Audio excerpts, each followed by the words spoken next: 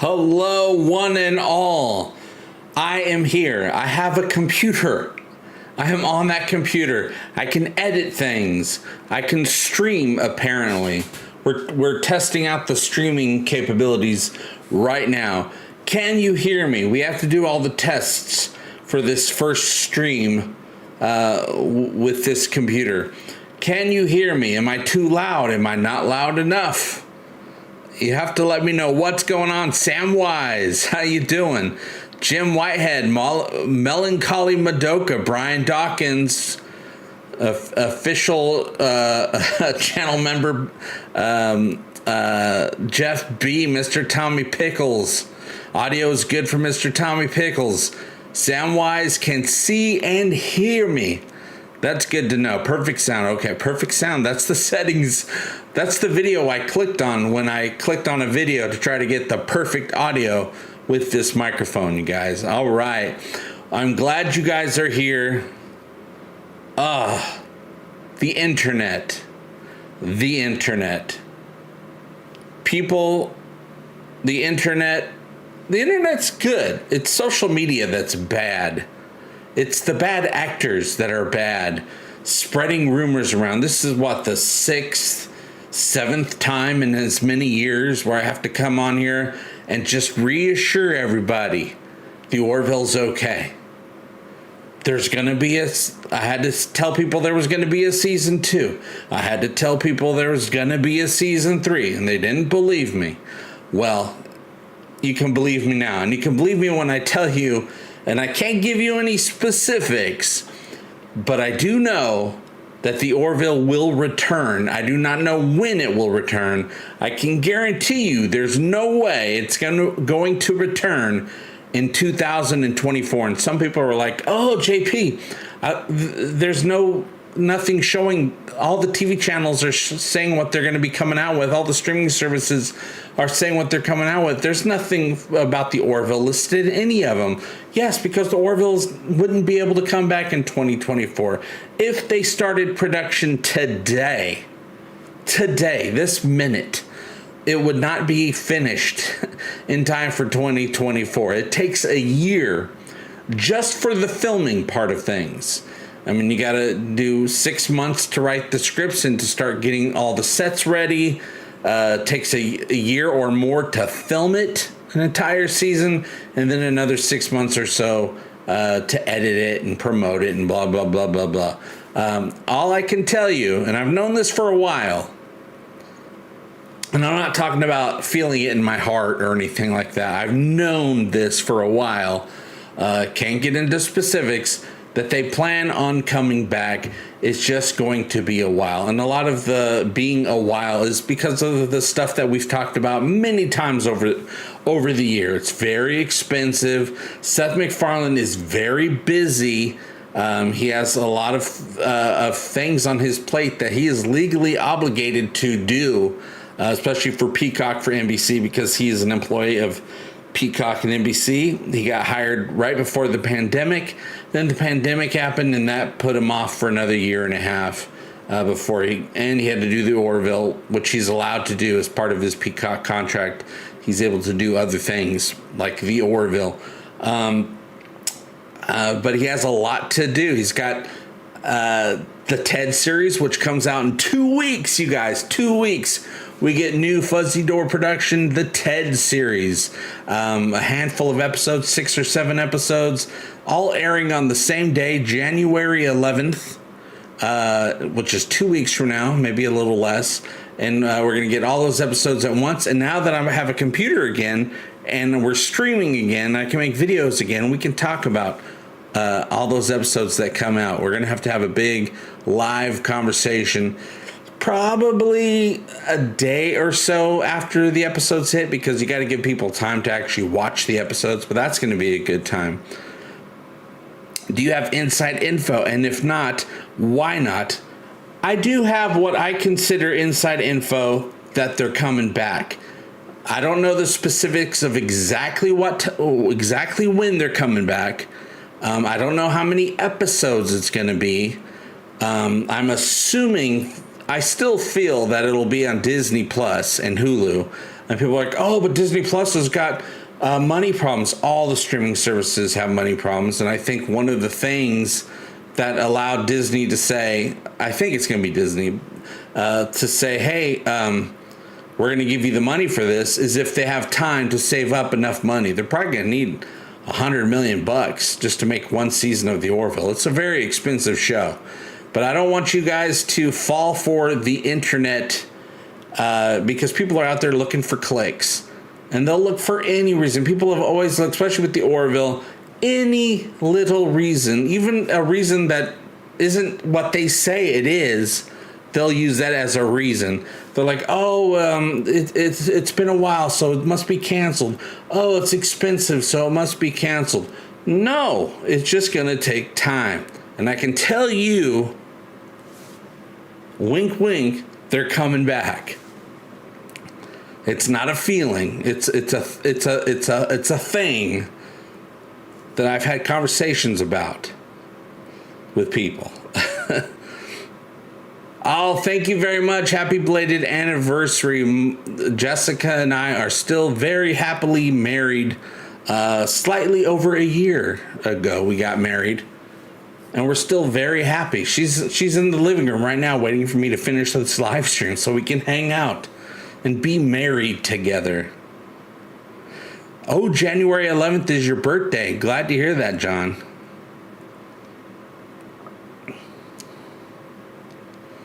Yes, Seth had time to record an Xmas album. He's still doing his music. He's still performing. He's still developing new projects that he's required to develop. And then once he's ready, once he has the time, Orville's back on. And of course, any news that comes out that's real, legit news, I'm not one of these channels that just talk about any old thing. I want to have proper information because, some people say, oh, he just says the Orville is coming back because he makes money. I'm like, no, I don't make money. The only time I make any type of income from the Orville is if they're doing new episodes. If the new episodes are airing and I put out reviews of those episodes. Well, there hasn't been a new episode in over a year. I'm just saying it because I care about the show. I care about the people. And I've had some conversations with people that lead me with the feeling that we're definitely coming back, but it's going to be a while. That I definitely understood, that it was going to be a while. Thanks, Brandon. Yes, I got a computer. Man, it takes a lot to set up a computer from scratch. Like, if you're doing content creation, it's like, you have the computer, boom, okay. Oh, damn, you got to download OBS, and you got to set up OBS again. Even if you have a microphone, you got to download the software for the microphone. I had to download the software for this camera in order to use it with the OBS, and the microphone with the OBS, and all the program that I use for editing. I had to download that. I had to find the serial numbers. It's a pain. I'm sure a lot of you understand the pain of setting up a computer from scratch. You could do videos about some of his other stuff if it's any good. Yeah, well, I'm sure anything Seth puts out is going to be decent enough to talk about. I do plan on talking about anything that he comes out with. I'm not going to be reviewing whatever, Star Trek or something that's not Seth MacFarlane. But if Seth MacFarlane is putting something out, we're going to talk about it right here. Let's see. Vendetta Wild. Have you seen the interview with Adrian Palicki? Doesn't seem like she's coming back if it's renewed. Yes, let's talk about that. First off, a lot of people are... the first day that Adrian Palicki's interview came out, I talked about it on the Patreon page. I did a video about it. It's up there. If you're a Patreon and you want to watch it, I dissect the entire video and talk about it. That's up on the Patreon page. Didn't put it up on YouTube. I don't want to be part of the internet's the internet. Just tons of people will come in and just make a big deal out of stuff. I'm like, I'll keep it private. Just talk to the hardcore ego panions about it. But let's talk about it, okay? We also talked about it on a live show, but it wasn't described the video wasn't described about talking about that. It was about the TED series. But Adrian said that a lot of the cast are talking about coming back to do more. I don't know why when she said that, the internet says, oh, it's canceled. No, she said a lot of them were talking about coming back, meaning that when the show does come back, most of the cast, especially the ones I've talked to everybody on the cast, just about everybody seems gung-ho to come back and do more. Adrian, I think, is frustrated with her career. And like she said, the Orville, it's hard to do. There's so much time between seasons. And she's an actress. She wants to work. She wants to act. I think she's might be a little bit frustrated with how long it takes to start doing a new season. Even though when you do start filming a new season of the Orville, you get an entire year of work. Most shows don't even do that. Most shows, especially streaming shows, you get a couple months of work. The Orville, you get a full year of work, which is great. But it does take a long time. Think about it from her point of view. She was supposed to star in the Wonder Woman TV series. She did the pilot, and then that got canceled. Oh, man. So she's not the star of that show. She was supposed to star in a spin-off from Agents of S.H.I.E.L.D. That didn't work out. And now she got the Orville, and it's great, but it does take a long time between seasons. And she in the interview, she talked about maybe having a holding fee, which I think is very fair. If you want an actor to hold their time so that they're available to film a new season, but it's taking a long time, there should be a holding fee, or just let them out of their contracts, or have a limited release from contract where you got your release so you can go do whatever other projects you want to do, but when it's time to come back, it's time to come back. That's fair as well. So she's probably very frustrated, and plus she has to work with her ex-husband, and the whole divorce happened while all that drama happened while being part of the Orville. She has to see her ex-husband every day at work. I know her and Scott have done great with that, but it's still got to be tough.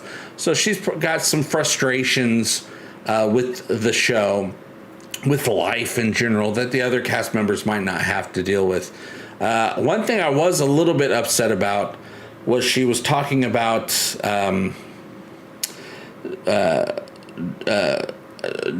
Jay Lee, John Lamar. Jay Lee, she wove it into her narrative of they're poor, they're not getting paid enough because it's taking so long, this and that. But so she brought Jay Lee's personal story and added it to her own to try to make a point. But Jay Lee's already talked about that a long time ago, before this interview ever came out, and he was talking about how people were down on him for spending all of his Orville money to make his own movie.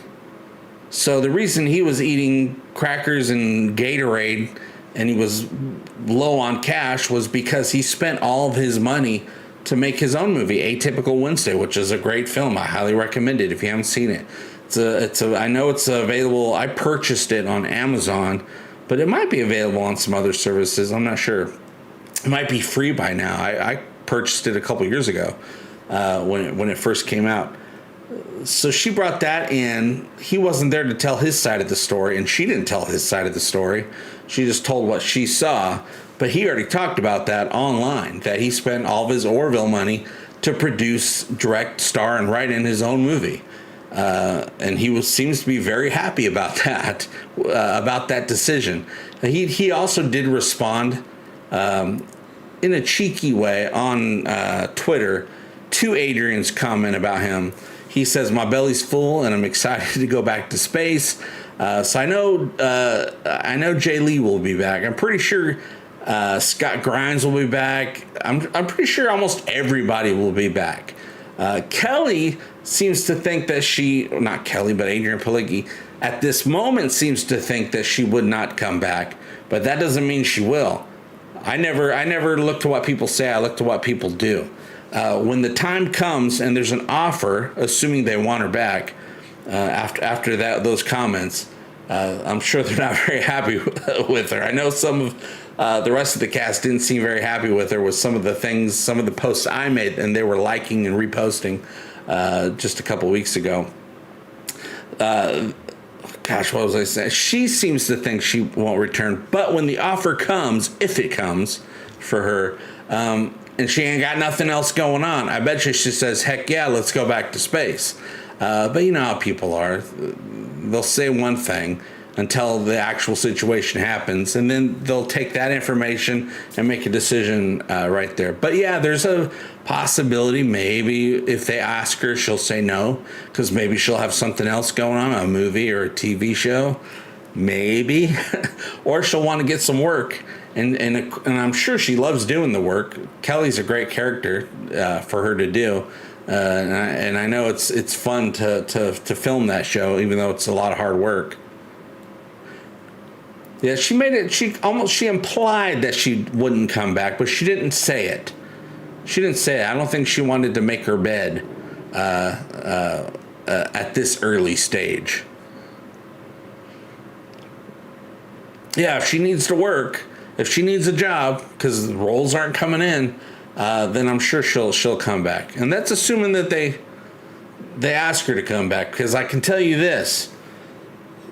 Captain Mercer losing his second in command, Kelly Grayson, would be a great storyline. It'd be a great thing, a great piece of drama for him to deal with, while also trying to get his daughter back.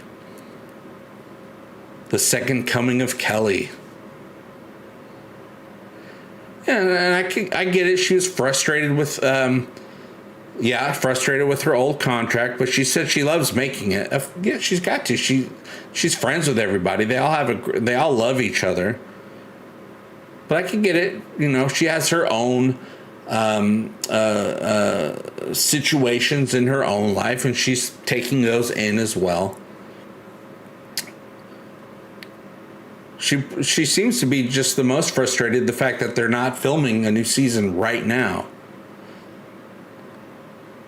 And yeah, we're all frustrated with that, aren't we? In the meantime, do reviews of Resident Alien. I am trying to figure out a new type of content for longer videos. Not reviews, though. I don't think I'll be doing reviews. The only thing I'll review is something that Seth MacFarlane does in the Orville. Otherwise, I'm going to try to make other types of videos. I kind of want to do content about the rise and fall of streaming services. That's a topic I'm really interested in.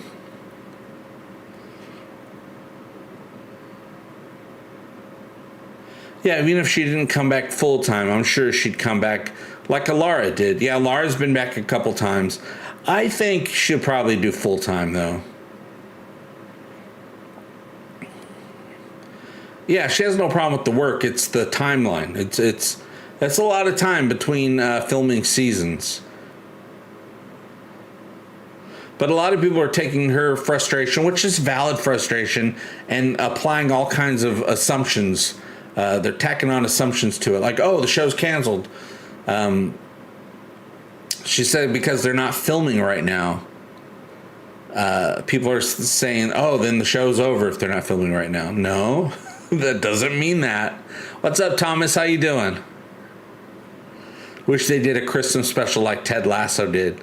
Now, I'm actually a little upset with the Orville because it really did feel, and we did a lot of live shows about this, it really did feel like they were going to make the announcement right after the writer's strike was over. I mean, we were all thinking that. I thought that they kind of did make us feel like once the writer's strike was, both Hollywood strikes were over, that they were going to make an announcement. But that announcement did not come. I'm not sure if the strikes ended earlier than they thought they were, because technically they were at the time talking about the strikes going on even now. Like they wouldn't even be over until 2024. So maybe they were thinking, oh, we could wait till 2024 to make the announcement. Maybe they're not allowed to make the announcement because right now they're trying to promote the new Ted series, so maybe they're not allowed to promote multiple things at the same time, so they have to wait for the Ted series promotion cycle to be over and then they can do it. I don't know. I'm just making assumptions at this point. Tom M. Trivia question. What are the titles of the 2 episodes where Kelly was a religious figurehead? Well, she was a religious figurehead, of course. Or do you want the chat to answer that question?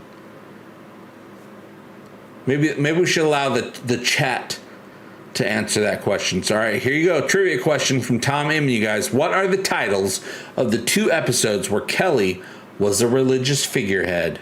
Ready, go. Yeah, we will be talking about Ted. Now, doing reviews of Ted won't be the same as like I did with the Orville, because the Orville episodes came out 1 episode per week. The Ted series is dropping all at once, and I've learned from experience, if a season of something drops all at once, you can't really nobody really cares about a episode per episode review, because they've already seen the whole thing. It's one and done. I mean, I'll be watching the whole thing in one day. I can tell you that right now. But I'm going to figure out some other way to maybe talk about certain little scenarios that happened in different episodes. So make a couple videos that way, but we'll also be live talking about the episodes as well. Kevin Scott says, mad idolatry. Yes, the Orville is not canceled. That is official. It was never officially canceled, and people that say that it's canceled, they're making assumptions. They're trying to get your clicks. They're trying to get those views. I'm not trying to get the views. If I was trying to get the views, I would say it was canceled, because that's how you get views, with negative news. Good news doesn't get you clicks. It's sad to say, but it's true. Yeah, one and done doesn't build any audience. I was a little disappointed when I saw that Peacock was doing all the episodes at once, especially in this day and age, after we had those Hollywood strikes and there wasn't anything being filmed for 6 months almost. I figured they would at least do 1 episode a week in order to drag out the interest of people having the service. All the world is birthday cake. Orville and Ted crossover. That'd be fun. Well, you're going to have a lot of Orville people in the Ted series. Of course, you got Scott Grimes, plays the dad. You have, I can't remember her first name, but her last name is Wiggum.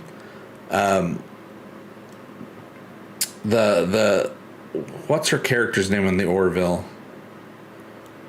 From not Mad Idolatry, but from Majority Rule. Not Lysella. The character Lysella. She plays the sister on the Ted series. Tomlin from the episode If the Stars Should Appear actually plays the main dude, the Marky Mark's character as a younger person, because the show takes place in the early 90s. Tomlin, the kid who played Tomlin, is the star of the show. Penny Johnson Gerald is in the Ted series. She plays the principal. She plays Ted's and John's principal at their school. And what other Orville cameos are we going to get? We're going to have to wait and see. Jace Cretan, what's up? Hey, bud. Yeah, I'm surprised any streaming services drops all their episodes at once anymore. You got to keep people stretched out if you want to keep them subscriptions coming in. That was the astronomy government. All the world is birthday cake. John Burns says, did you like Stargate? There was a series set in the Stargate universe you could review called Dark Matter. Dark Matter, here we go again. I will die waiting on this hill for your review. Dark Matter takes place in the Stargate universe? I didn't know that. That's interesting to know. One of my M7 songs might be on a feature film this year. Wish me luck. Oh, I do. Kevin Scott, I wish you all the luck in the world. Yeah, the Orville is not canceled. If you've heard it's canceled, you've been lied to by the internet. It's not currently in production right now, but they are planning on bringing it back. But it's going to be a little bit of a wait. We have to wait for Seth to finish all his obligations.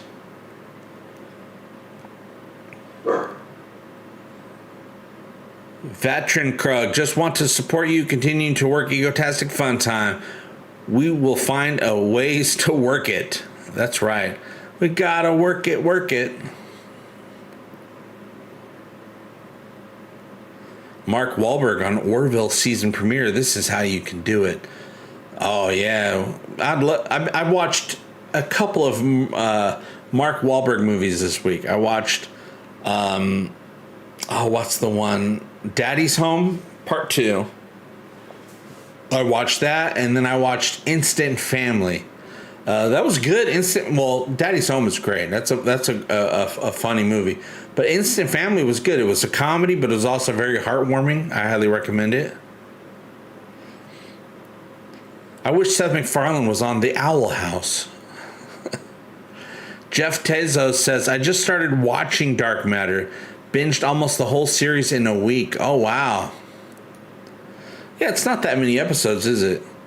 I just hardly watch TV anymore. I'm actually getting to the point where I'm getting super annoyed at watching television.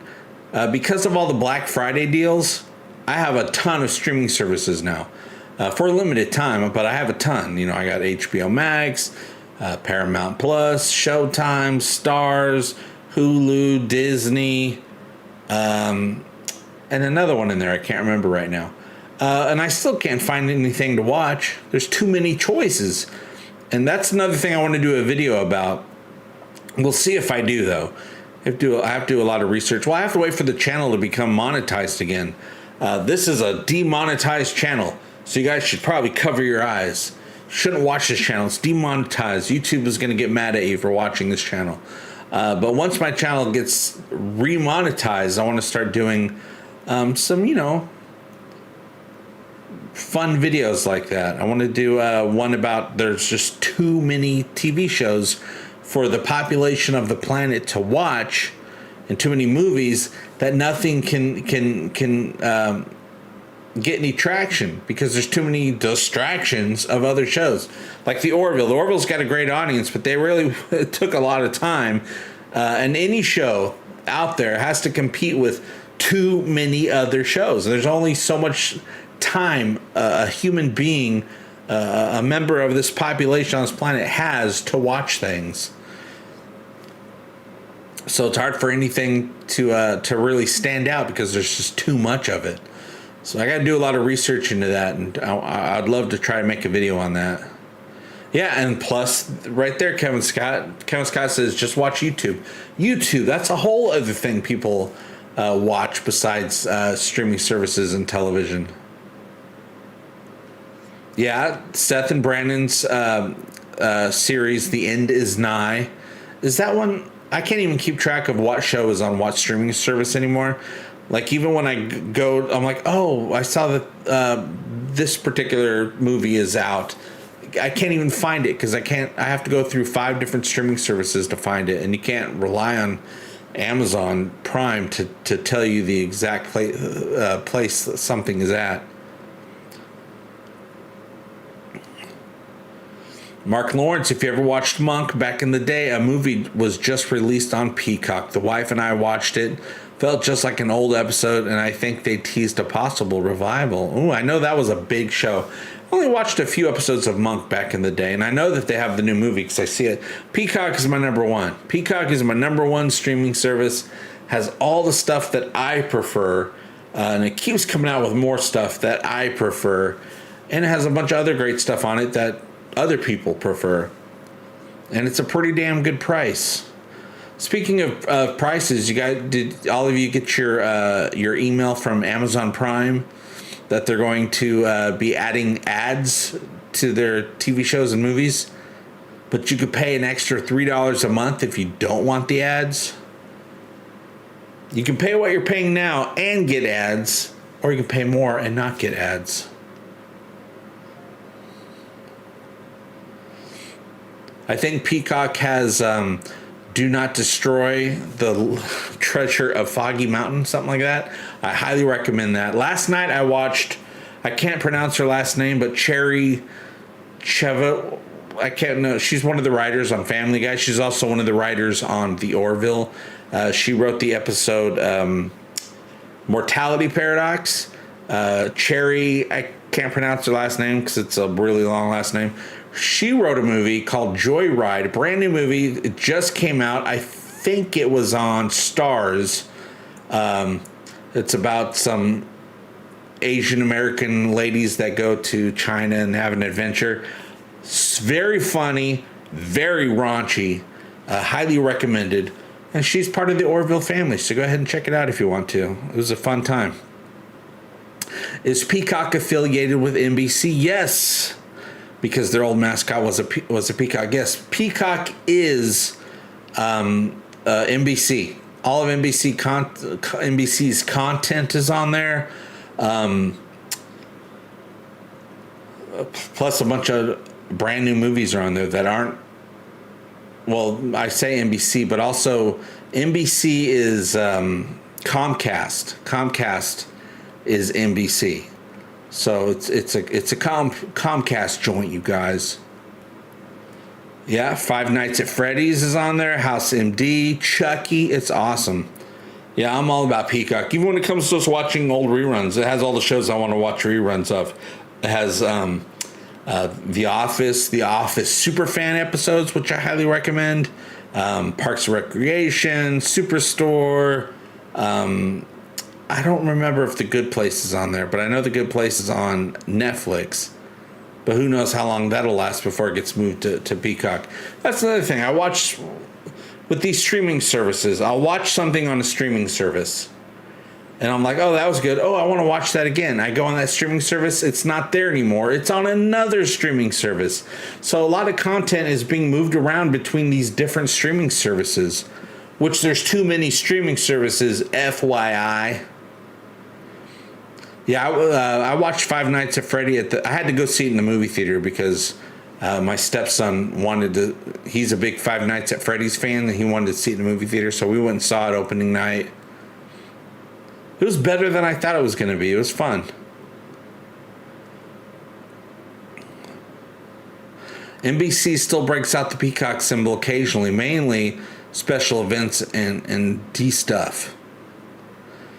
AP Bio is a great underrated Peacock show. Okay, that's what I want to check out. The show that I just checked out, and I think it was on Hulu is where I watched it, but I think it's available on other streaming services as well. Can't tell you which ones.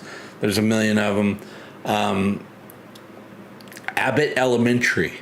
So I started watching Abbott Elementary. I'm like, oh, this is great. This is my exact comedy format that I prefer, which is single camera, slightly documentary format, like The Office is. Abbott Elementary, highly recommend it. They got 2 seasons out right now, and the 3rd season is coming out in the spring. NBC's Peacock goes back to when it was owned by RCA, and they promoted TVs in living color with the Peacock. Yeah, a lot of you have been enjoying For All Mankind. You know who works on For All Mankind? Kit Stolen.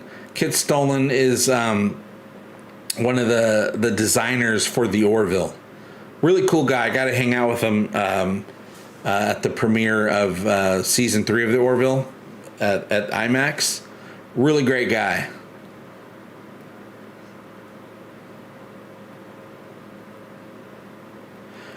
What shows would you recommend to people who are fans of the Orville but have finished it already? The first show I would recommend is more Orville. Watch more Orville. The numbers still matter. But gosh, let me think. Oh, what's it? Hyperdrive.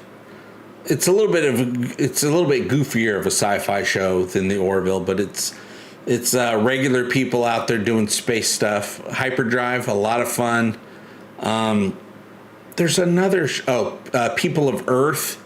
was a great show, highly recommended. Resident Alien is a great show. If you're a fan of the Orville, highly recommended.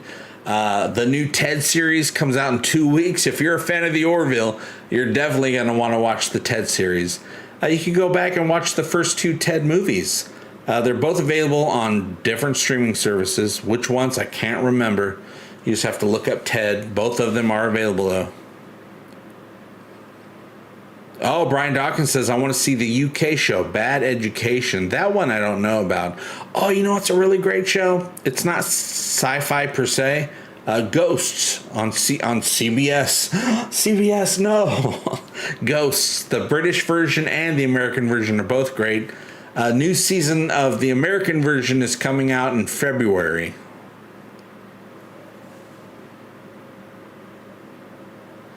A movie, but 1 Million Ways to Die in the West. That is a show that I think Seth should turn into a series. I think A Million Ways to Die in the West, because it's a great concept, would be a great show for a live action show. And if they do it, I'm sure they would do it on Peacock, because Seth MacFarlane is a employee of Peacock / NBC. John Burns says, Going to Dinner. Oh, In Living Color. Great series. Yeah, there is the comedy show, the sketch comedy show from back in the day, In Living Color. You can watch that. Yeah, Brandon Braga is why Orville is so Trek. Well, there's a lot of people from Star Trek that work behind the scenes of the Orville. Doug Drexler, who designed the Enterprise NX-01, he's a digital artist for great sci-fi shows. I think he worked on Battlestar Galactica. He works on the Orville. He just the other day made a snide remark to someone on Twitter who was talking about the Orville being canceled. He was basically saying, yeah, that's what you think. And he was kind of saying he believes the Orville's coming back as well. He knows. Yeah, Ghosts is great. Highly recommend it. How have the ratings been doing for the Orville? Still holding up? It's still up there. It was in the top 10 for over a year. Now it goes between 10 to 12, 13, back and forth as far as interest goes. So it's still up there. But of course, it's not going to be at the tippity top because it's been over a year and there's a bunch of other shows coming out. But yeah, there's still a lot of interest in it. Beacon 23 with Cersei Canister in space. But yeah, the ratings are still doing pretty well. But who knows what the studios want? The studios want the biggest, best numbers ever. I mean, you can get number 2 in the box office in a movie, and it's nothing. If you're not beating records in Hollywood these days, because there's so much competition, people don't praise as much as they should. That's right. It's nicknamed Seth Trek. I got a Seth Trek sign out here somewhere. Oh, it's over there. I'm not going to go get it. I should put it out next time. Alien Nation is one of my favorite sci-fi series of all time. Sadly, it only lasted 1 season, but still well worth a watch. Did they only do 1 season of Alien Nation? Man, I was really into Alien Nation when it was out, a brand new show. Did they really only do... I felt like... Well, that was back when they did 20-some episodes, so maybe that's why. But that's a great premise right there for to come back, because the premise is so good, the universe is so good, and you can really tell some. You can hold with a show like Alien Nation, you're able to hold up a mirror to society and give some thoughts. Sounds corny, but I was always smiling at the end of each of the Orville episodes. You know why? because it felt good. Even if something bad was happening, like what's her face telling Ed that those children, they saw what he did and they're going to be his enemy. That felt weird and strange and sad, but still, you have a warm feeling inside because you're satisfied. You watched an episode of something and you were satisfied. A lot of shows aren't satisfying. The Orville and the Owl House are both owned by Disney. Yes.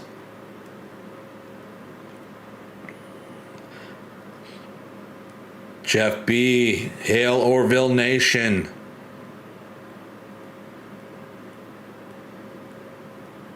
Yeah, I haven't seen the latest Mission Impossible. I like those. Ever since Simon Pegg joined the cast of Mission Impossible, I enjoy them okay. But I'm not like, oh, good, I got to go see the new Mission Impossible movie, because it's just another movie, right? It's just another, you've heard of this before. Come buy a ticket. Ensign Rivers, Robin Markowitz saying, speaking of Starfleet peeps on the Orville, you forgot one. Ensign Rivers. Of course, Ensign Rivers was played by Seth MacFarlane on the show Enterprise. He was in an episode of season 3 and an episode of season 4 before he got moved over to the what was the other NX class ship that they created by season 4? I can't remember the name. Was it the Columbia? I can't remember, but I'm sure somebody here remembers. Oh, check out The Expanse. The Expanse is a good... I find The Expanse to be the most realistic vision of the future. What space travel is going to be, what people are going to be like, what the people of Earth are going to be like. Almost everybody on Earth is homeless because there's just too many damn people.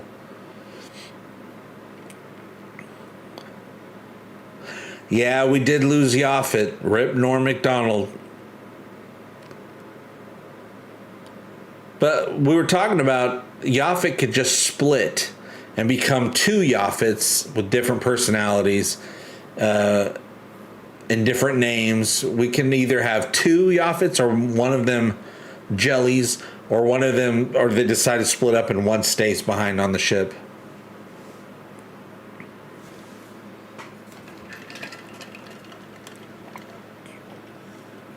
The Columbia, there you go. Yeah, I was right. My stupid brain got it. The NX-02, the Columbia. DJ129 says, talking to Samwise, Venture Brothers have Christmas songs each year and could easily do audio dramas to revive their show. That was bizarrely canceled. Venture Brothers crossover. Patrick Warburton, isn't he on Venture Brothers? And of course, he played Tharl on the Orville. I'd love to see Tharl again. I love that character. But speaking of Christmas songs, I put out the Orville Christmas song a couple weeks ago. I'm going to have to remove it. YouTube said, no, you can't have a Jingle Bells theme song. It sounds like Jingle Bells. So they gave me a little warning on it, so I'm going to have to remove that from the channel. But that's okay. Oh, well. You live and you learn. Hey, Orville Nation, what's going on? The Lost in Space reboot on Netflix is one of the few examples of a reboot done right. Hey, you didn't like the Lost in Space movie that came out? What was that, 1999? Yeah, I watched a little bit of the Lost in Space reboot on Netflix. It looked pretty decent. It was a long time ago. Captain Ed Mercer is a family guy? Yeah, he's a family guy. What is gel technology like on their planet? Are their ships just big balls of goo out in space, right? They must have something. In order to be even part of the Union, they must have been ready to accept the message of the Union and to not fight and to not be dicks like the Mocklins. What's jelly technology like?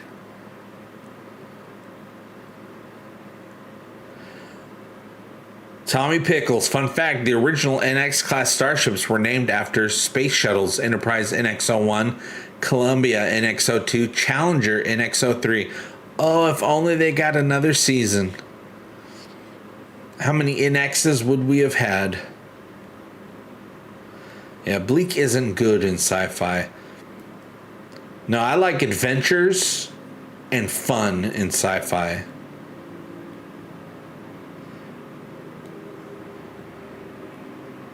Yes, Fuzzy Door Production is Seth MacFarlane's company. So anything Fuzzy Door does, I will be talking about on this channel. YouTube will pay for dishonoring my space, waifu.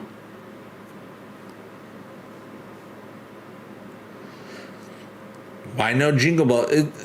As a content creator on YouTube, let me tell you something. Music. Stay away from music. Even if you write your own song, original, record it and all that, somebody will claim it.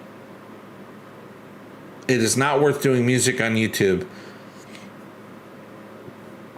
Somebody will claim it and then it'll take forever to figure it all out, and it's not worth the hassle.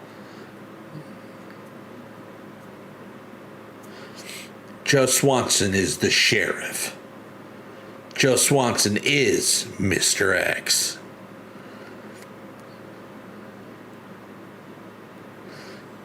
If I want bleak sci-fi, I'll just read I Have No Mouth and I Must Scream again. Yeah, bleak sci-fi. The Expanse is a little bleak. I enjoyed that first season. Was it season 4? The first one that came to Amazon when Amazon took over the show. I enjoyed that season quite a bit. Sometimes I'm having a good time watching The Expanse. Other times I'm like, oh god, this is just too bleak. Yeah, ships are partial recreations of a creature's home planet and atmosphere. So gel ships would be the same. They're just jelly ships. They're made out of jam. Perhaps we could do what Doctor Who fans and Trek fans did. Big Finish did audio dramas for Doctor Who. Fans did fan films before Viacom Paramount attacked fan filmmakers. I know that the Orville is up for fan films. I mean, you got to be careful. You can't just like straight up claim that whatever you come out with is official Orville stuff. But I know that Seth is happy with Orville fan films. He wants them.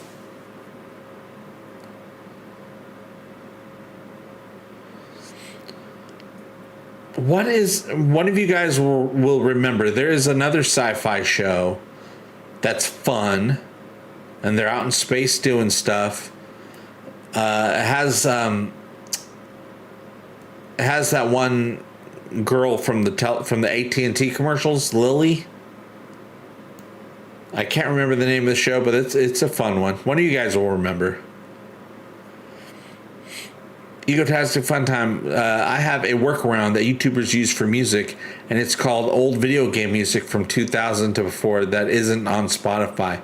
Yeah, if you could do MIDI music is pretty much always going to be okay on YouTube. But don't do any parodies.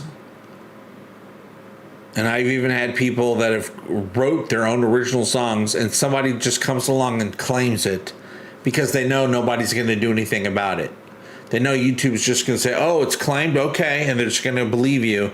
And you have to have a whole big to-do if you want to prove that it's yours. Anyone remember when Vanilla Ice tried to claim that he did not use Under Pressure in Ice Ice Baby? Then his team paid off the lawsuit, LOL. Yeah, that was funny. It's do-do-do-do-do-do-do, which is exactly Under Pressure. Stop, collaborate, and listen. Ice is back with a brand new edition. This is your first edition, Ice.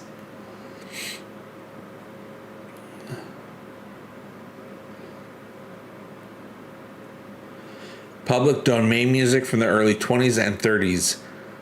Gay swinging times. Hey, it's the 20s right now. We're in the 20s. This is the 20s.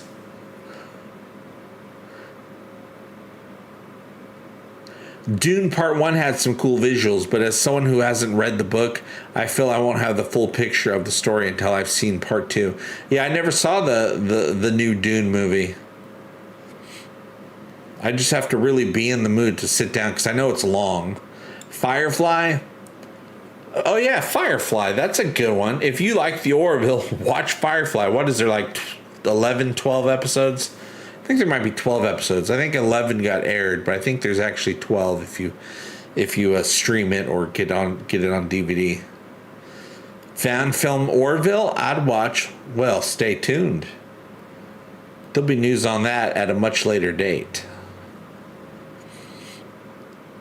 Thomas Landry Patrick Warburton voices a lot of characters too, and so does Seth MacFarlane. Seth voices Carter, Seamus, the Kool-Aid Man, Chip, Dr. Hartman, and Quagmire, and Peter, and Brian, and Stewie. He does a lot of voices. Now, I do know we have one script written for season 4 of The Orville. It's the holdover script from season 3, Sympathy for the Devil. So we got one right there. Maybe I don't know. Maybe he's got some other stuff laid down. Maybe some outlines or something like that. Now I'm hoping for a new season because it's a lot of work. Seth does most of the work when it comes to writing the episodes and stuff like that. And that's a lot for a person to do. Even just 10 episodes is a lot. So I'm hoping, because his team is great. The writer's room is great. You got some of the best writers in his writer's room. So I'm hoping he lets them take over a little bit more to get some of the work done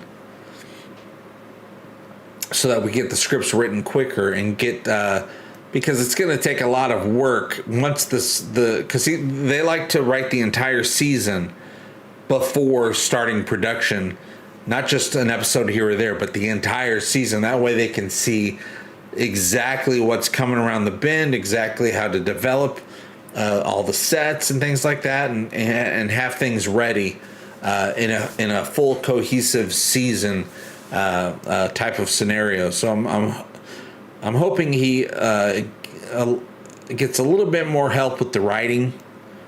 Take off some of the load so that they can get the scripts quicker, because there's a lot of building to do. Also, we don't know if a new season of The Orville, I don't think a new season of The Orville will be filmed at the Fox lot. I think it'll be filmed at a Disney studio or a Hulu studio. I doubt that they go back to the Fox lot. The only reason season 3 was still filmed at the Fox lot is because they already started production on season 3 when it was moved over to streaming.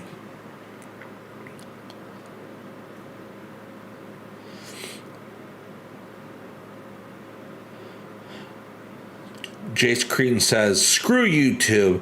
Just downloaded your Christmas songs so they'll never die. Thank you so much." Also, it is available for free on the Patreon page. Anybody could watch it.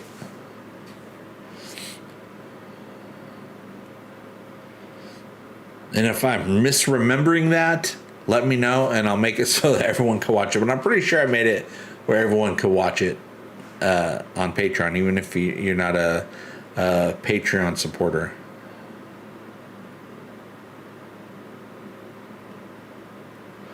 You're waiting for Rendezvous with Rama to be made?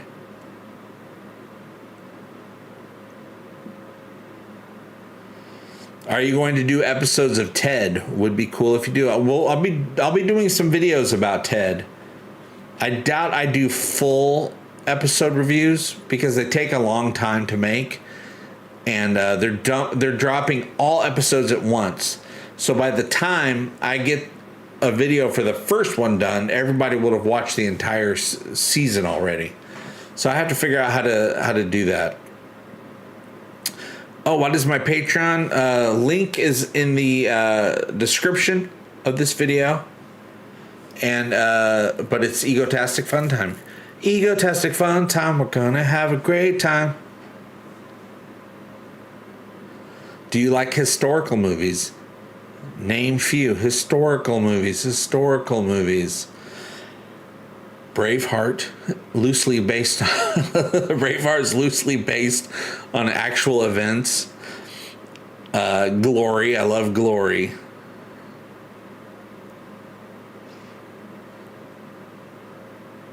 I mean, Saving Private Ryan, loosely based on something that happened.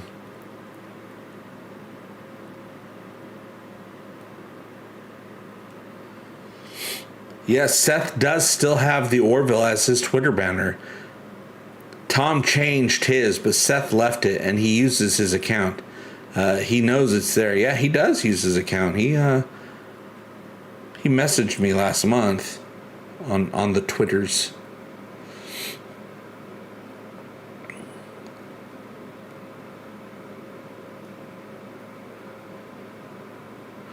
Did you get in trouble for your older Orville songs? I don't know. I can't remember because I might have. I don't even know if they're still on there. They might still be on there, but I really don't know. I did have to get rid of a lot of stuff at the beginning of the year because I got demonetized at the beginning of the year. So I got demonetized at the beginning of the year and the end of the year. So basically, 2023, I've been effed by YouTube. It's not easy. It's not easy trying to pay the bills when YouTube shuts you down. I mean, it wasn't easy anyway, but now it's really not easy. Thanks a lot, YouTube. You jerk. No, I'm not on Rumble or Kick. I've looked into other platforms, but nothing seems very viable. All right. Thanks, Brian. Brian saw the song there and pointed people to it. Much appreciated. Seth MacFarlane also voices Tom Tucker and his son Jake. Doesn't his son Jake have the upside down face?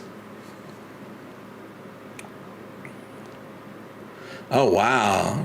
Jace said, not a Patreon supporter just yet. Got 12 more Kickstarter projects to pay for. Then I'll have the extra money to drop. All in good time. Maybe wait till season 4 gets announced because I'll be on it. Right now, I'm going to be on the TED series. Now that I have a computer, I can make things again. But also, I just got to find time. So, being demonetized doesn't leave me with much time to make content. I have to spend all day doing rideshare to try to make enough money to pay the bills. Thanks, YouTube. Silly old YouTube and their algorithms. Yeah, Glory is a great film. I haven't seen it in forever. I should watch that. Do you think Seth will accept script submissions of bottle episodes as filler maybe to ease the strain on writing episodes? I doubt he does.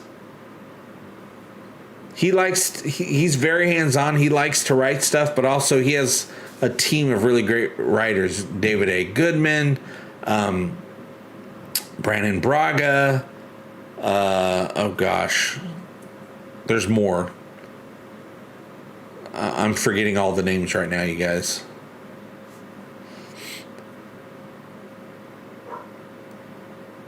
Weekly drop keeps the show in the zeitgeist longer if they're good shows. I completely agree. I know they're advertising the TED series as an event. They're calling it an event series. So I don't even know if there'll be more than just the one season because it's an event. Other streaming services are doing what's called limited series. I don't know if they plan on making more of the TED series. I would like I said, even more than a TED series, I would love a Million Ways to Die in the West series.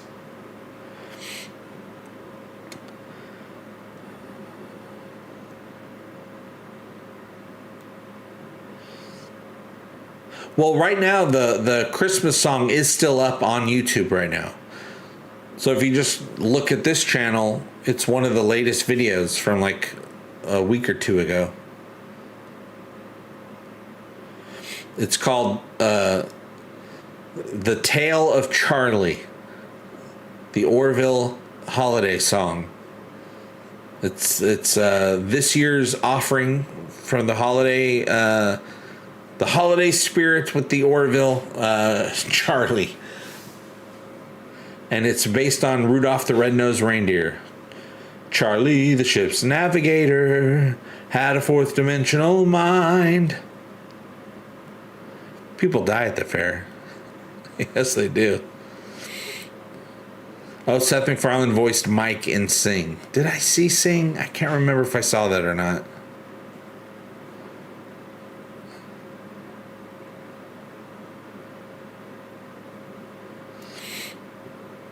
Ted will have a hard time to be funny these days, especially on the mainstream media. I don't know. I saw the trailer for it. It's a rated R trailer. It seems pretty damn funny.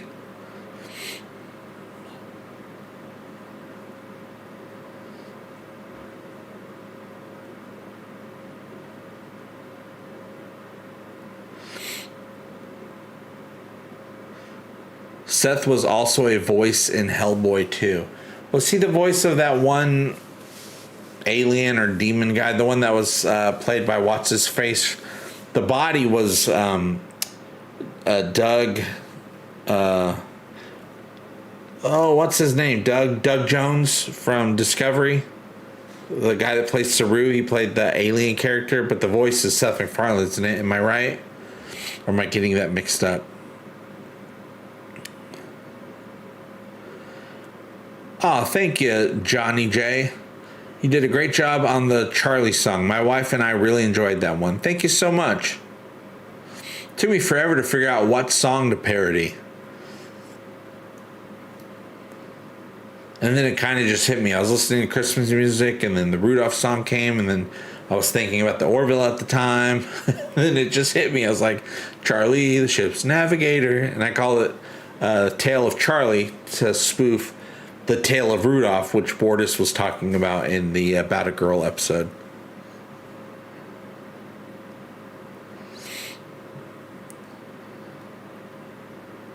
Yeah, the Tale of Charlie the Navigator, set to Rudolph. And I also gave my a little opinion in that song as to how Charlie can return in season 4 with the help of Priya, who we were told we might see Priya again, and we've never have. So that would be a great callback if we actually get to see Priya in season 4. Get Charlize Theron back. I don't think it'll be impossible to get her. She's a friend of the show. She's a friend of Seth's. Thanks to A Million Ways to Die in the West. Okay, Archmage says, no, he was the voice of a German gas creature in a containment suit. David Hyde Pierce played the voice of Doug Jones. Okay, I knew it was somebody. Yeah, David Hyde Pierce. It's all coming back to me now. And it's all coming back to me now. In the first movie, but refused credit because he thought Doug was capable of doing. Yeah, and I'm surprised they had anyone play a voice over Doug's work, because Doug has a great voice to play that character. Yeah, the Ted series is raunchy. Just watch the rated R version of the trailer. You'll see it's raunchy, like the movies are. No, it's not toned down. I mean, even Scott Grimes is cussing up a storm. Almost every scene he's cussing in it. In Hellboy, he's the new leader of the team, who's a ghost in a diving costume. He has a German accent. Okay. Oh, Rodney, you have a better idea on how to get Charlie back than Priya picking her up before she exploded? To try and get her fourth dimensional mind, because apparently that's super rare, and she needs somebody with a fourth dimensional mind, or somebody from the future paid her to come back in time and get somebody with a fourth dimensional mind.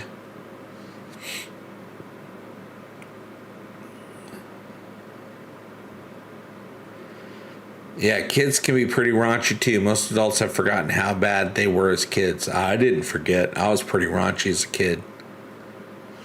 I'm more timid now than I was back then.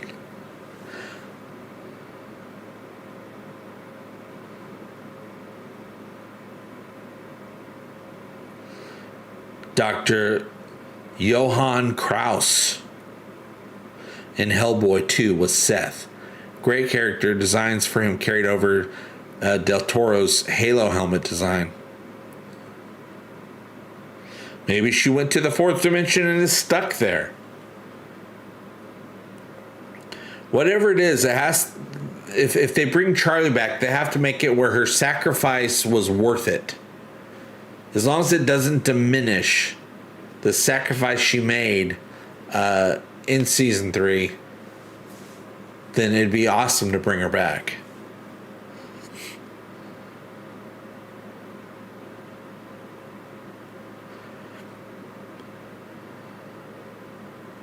Has a character ever had a single season story arc as good as or better than Charlie did? No, not that I know of. You really hated her early on, but by the end you were crying for her when she made her sacrifice. Absolutely. She changed. She learned as best she could, and we got to see that.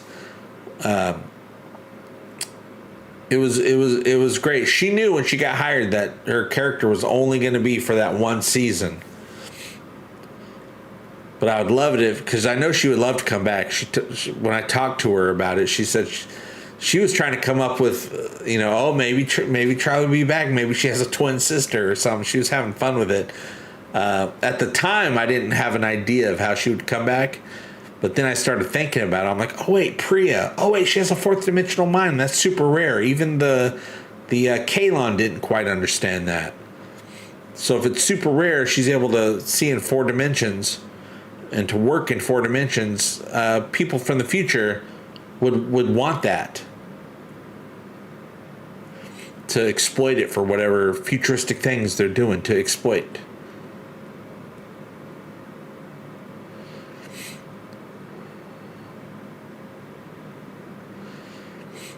So it's more like South Park, raunchy as hell, even though it focuses on the kids sometimes.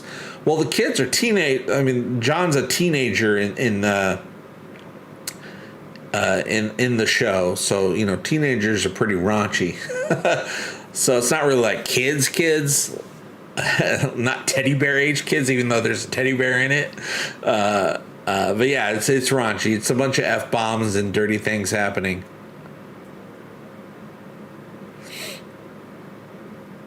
Aliens from Mad Idolatry pulled her out just before the explosion and returned her to the Orville after doing some research on her mind. Ooh, yeah, even the multiphasic people that became super duper evolved. Is fourth dimensional thinking something? Is that something they even understand? Do they have that capability or not? Maybe that's super interesting to them. So yeah, and they did come in contact with Charlie because of the mortality paradox. So maybe that's when they said, "Hey, this person's interesting. Let's study her a little bit."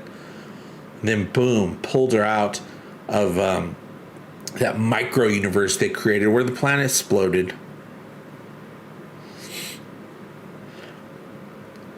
Johnny says, I thought about that and thought that Kalon would save her in some way after Kalon Primary saw she was worth being preserved, but didn't happen. So maybe a future episode. I'd love it if they brought her back, but they have to make it worth it because her sacrifice really meant something. She was trying to save everybody. Literally everybody. Her coming through and saving the Kalon saved all sentient life in the galaxy. So it can't be something where it's like In Search of Charlie, where it's like, oh, but we got a copy of her brain or whatever they did with Spock, where it was something where Spock came back and they regrew a new Spock.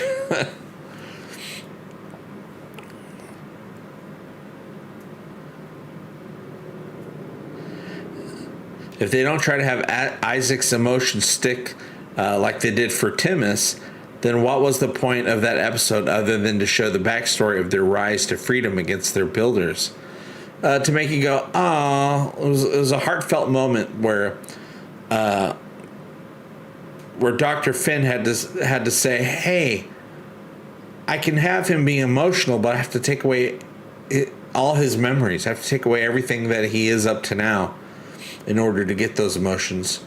And she decided no, to leave him be. It was a nice dramatic decision, but also lets us know that now that the Kaylon seem to be on the Union side now, and now they know that you can get emotions. How many of the Kaylon population are going to want to switch over and get emotions? I'm sure most of them can. I mean, you have to be a newer design. No, you have to be an older design. You have to be an older design in order for the emotions to work without having to erase who you are.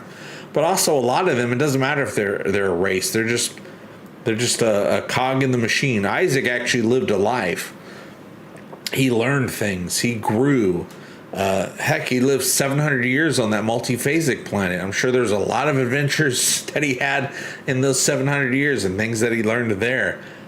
So you erase him, you're erasing a lot. A lot of the Kaylon, though, are just drones. Erase them, give them some emotions, and see what happens. In Season 4, I bet you we'll have a lot of emotional Kaylon.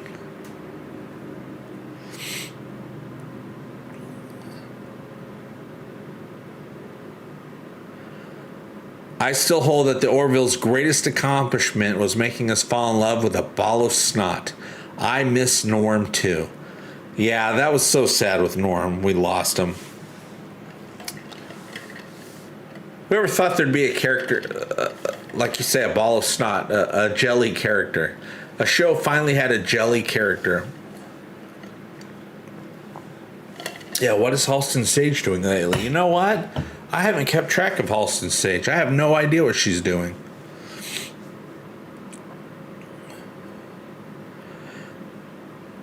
And I've said this a million times. I would love to have Alara come back and really take part in an adventure in an episode of Season 4. She don't need to come back permanent. Just have Alara have something meaningful happen. She helps us fight the bad guys. Her and Tala let loose on some bad guys and kick some booty. That would be great.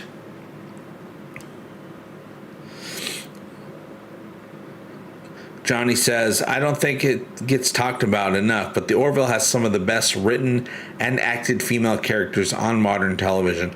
Well, I'll tell you, I love Kelly's character. I love her storyline, her backstory. I think there's much more to learn about that character. So it would be sad if Adrian Palicki decides not to come back for a fourth season, but I bet you she does. Because the right now, from what I can tell, I mean, I don't know exactly what's going on in her life, but if she gets asked to do the Orville, that's a job. I don't know if she has any jobs right now. I mean, I hope she does. I hope she has some work to do. She's a good actress.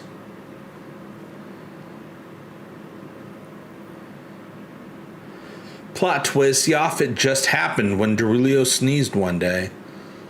Well, then they should have made Yaphet blue. Oh, that's a good one. Seth Rogen is one of Yaphet's offsprings. That would be he would do good. He would do very well. Yeah, but can you get blue out of a lampshade? No, you can't. I think we learned that. We learned that in the very first episode. That's right. I only read a little bit about this so far. Seth MacFarlane's Fuzzy Door Tech Division launches View Screen. Revolutionizes real-time production for film and television.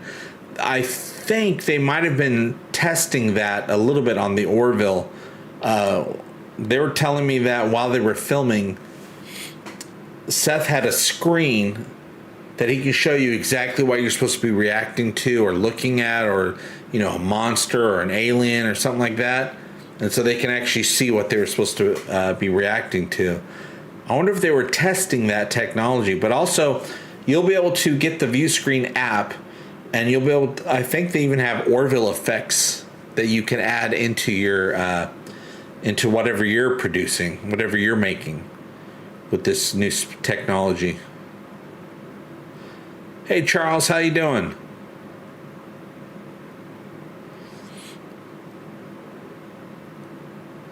Seth Rogen played the snot monster in Monsters vs. Aliens.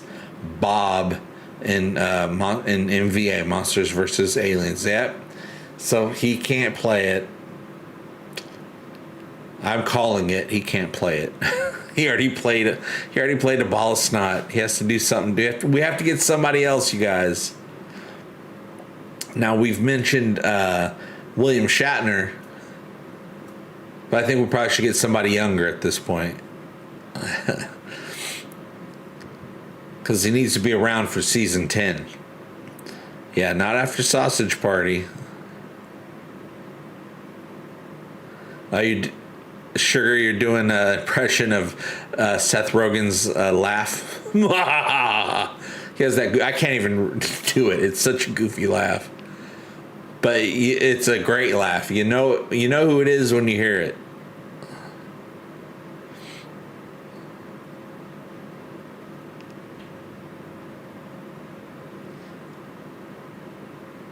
Seth Rogen's been doing good as Alan, the alien, Invincible.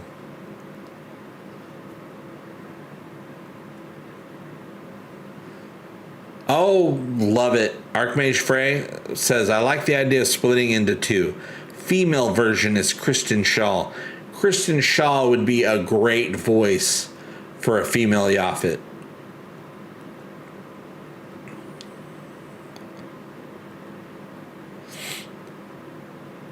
Heck, let's just have Patrick Stewart play the male version and Kristen Shaw play the female version.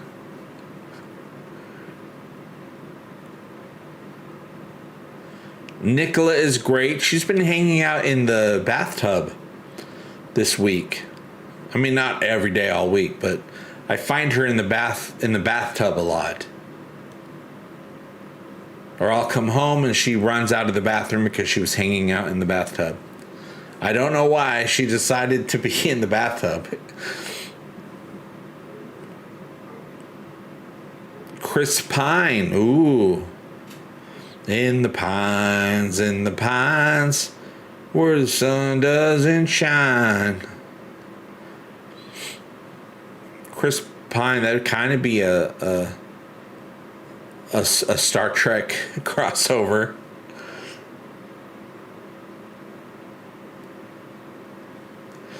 Critical Drinker and Mahler for Yoff Springs. Oh, Yoff Springs, I love it. I'm going to have to steal that one at some point, Sugar. Johnny says, I wish Seth would get William Shatner to be in at least one episode of The Orville. Maybe he could play Ed's grandpa. Like, I know we've talked about him playing, like, a father or something like that. I'm like, he could play grandpa. He's like 90 years old.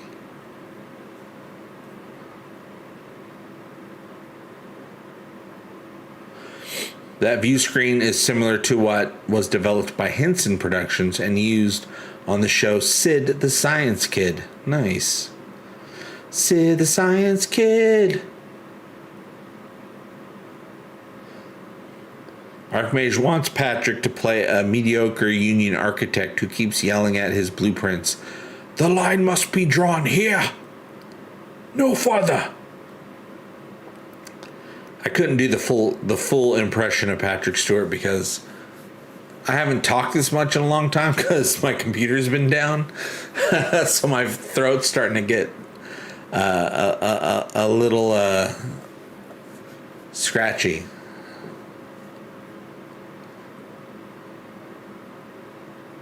Yeah, season 4 taking so long. Gordon has established a P corner again. Yeah, that's the thing with a long enough interim between the seasons. They can really play around with the cast a little bit. They can write some new characters, especially if Adrian decides she doesn't want to re-up. I think she will, though. But if she decides she doesn't want to, and if they do, well, not if they do, when they do, when it comes to the contracts, I think they should put something into the contracts, like between seasons, you're released from the contracts, but you got to come back when it's time to come back. But I get a lot of people that have their opinions based on what they think they know from what they've seen on the internet about the Orville. It's taken a long time, must be canceled. The actors were released from their contract, must be canceled. No, that was just fair because they knew it was going to be a long time between before they start the next season. But they'll take anything. I worked in Hollywood before, and this usually means that you didn't work on the Orville though, so you don't know what you're talking about. Sorry. You can't take what you think. You got to take what is, and you got people just coming up with and it makes sense. It's not. It's been a long time between seasons. It must not be coming back. But that's not true, especially in the streaming industry. Shows will come back when they can come back. Was there a new season of what the hell is that show? The Dragon Show. I can't remember the Dragon Show's name. I know the Dragon Show's name. Why can't I think of the Dragon Show's name? They weren't coming out on the clock every season with the new season every single year. Yeah, Ty's going to be 35. Well, we'll see Ty. Spoiler alert. If you don't want to hear the spoiler, press mute or whatever. We'll see Ty in his 70s. In the episode Sympathy for the Devil. Game of Thrones, that's it. The Dragon Show. Dragons of Thrones. Wasn't every year on the dot. The Sopranos wasn't every year on the dot.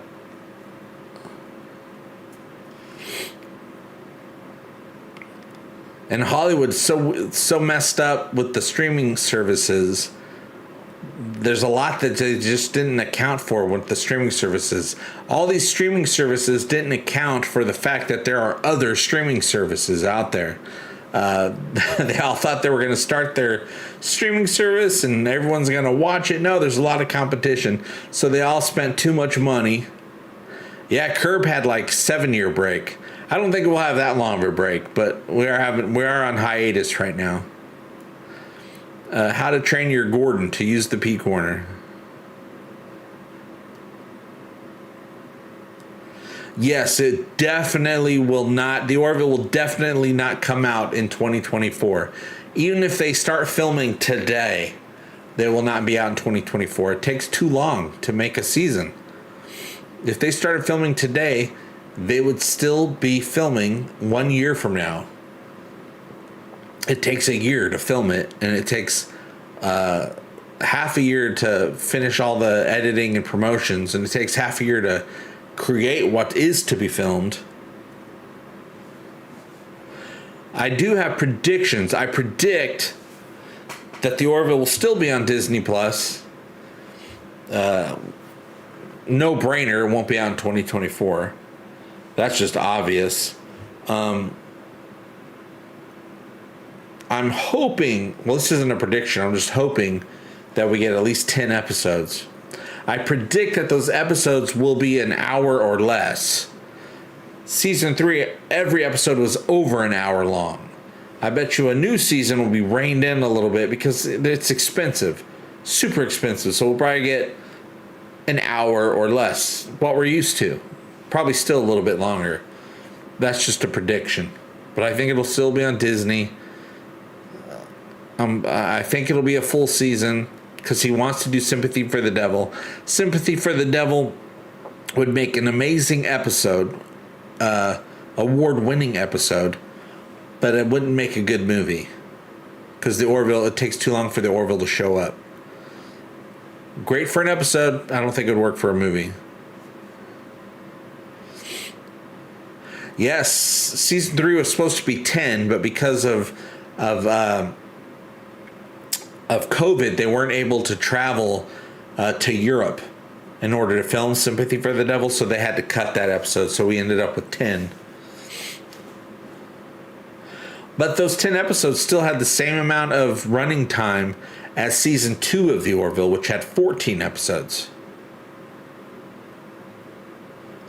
Oh, you meant 11 out of 10 level quality. Ooh, that's a lot of qualities.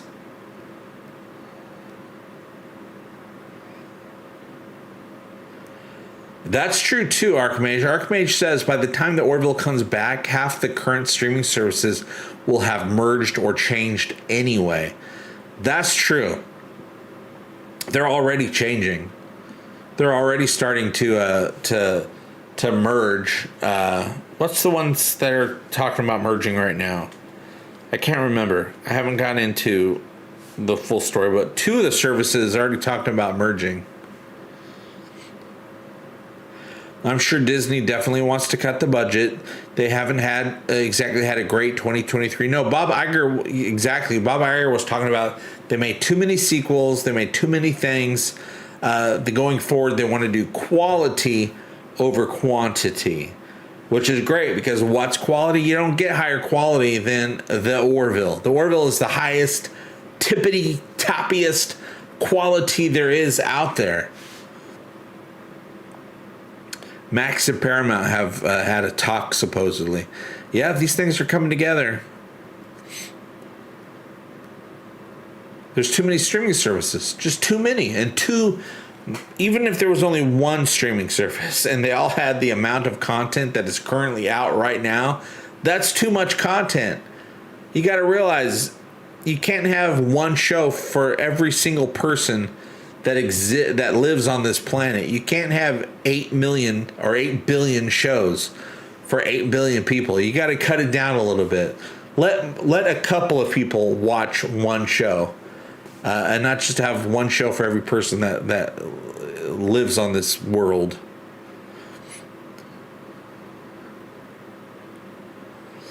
Daddy's Home 2 also, but for good measure, I watched Daddy's Home. You don't have to watch them in order, but it really helps get the backstory between Will Ferrell and Marky Mark's characters if you watch the first one first. And the first one's great. It's hilarious. But part 2 is more of a Christmas movie. I mean, it doesn't have to be, but it works as a Christmas movie. Yes, bring back the Orville. Season 4, baby. What's up, Felix? How you doing? The Orville is not canceled. They're planning on coming back, but I do not know. I know it'll be a while. I just don't know how long that while means. But it will not be back in 2024. There's just not enough time. Ads on streaming is going to be a good thing. The services had trouble monetizing individual shows. Yeah, so far I haven't really minded the commercials on I have commercials on all my streaming services currently, and it's fine. It's all right.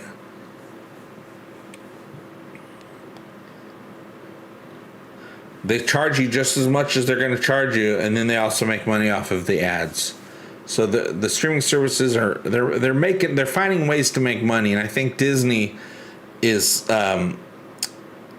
I really think Disney will carry the Orville, and they have time to save up the money in order to pay for a full season of the Orville because it's expensive, very expensive.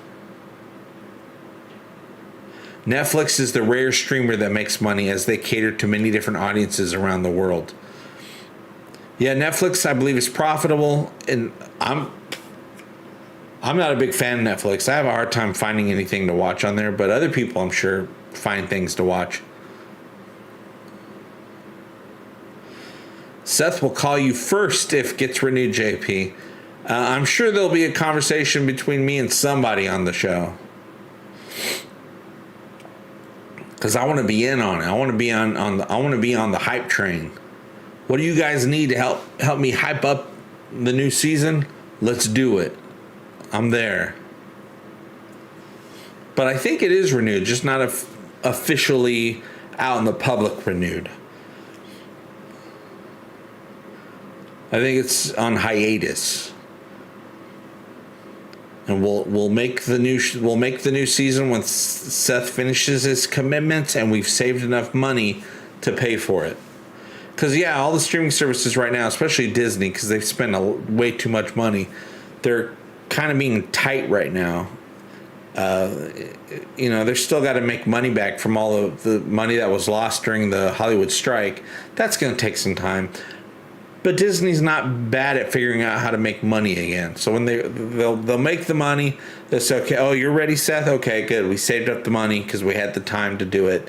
Here you go. Go make you a season of the Orville.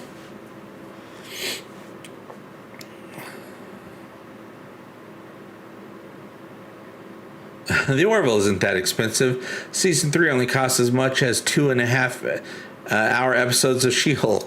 Costs more than that. I'm thinking the Orville costs about $10 million per episode, so $100 million per season, which is doable. Not a lot of shows have a budget that high, but a couple of shows out there do have a budget that high.